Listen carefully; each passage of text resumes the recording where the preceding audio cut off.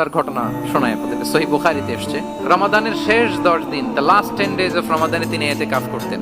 ইতিকাফ অবস্থায় স্ত্রীরা এসে রাতে দেখা করে যেত, জরুরি কথা আলাপ থাকলে সেরে যেত। একবার রাতে সফিয়া বিনতে হুয়াই ইবনে আখতাব রাদিয়াল্লাহু তাআলা আনহা আসলেন, ওনার স্ত্রী। কথা হলো এবার ওনাকে একটু এগিয়ে দিবেন। মসজিদ থেকে রাসূলুল্লাহ সাল্লাল্লাহু আলাইহি ওয়াসাল্লাম বারান্দার দিকে পাশ দিয়ে আসলেন, এগিয়ে দিয়ে আসলেন। ইন দ্য মিন টাইম হঠাৎ দুইজন আনসারী সাহাবী পাশ দিয়ে হেঁটে যাচ্ছে।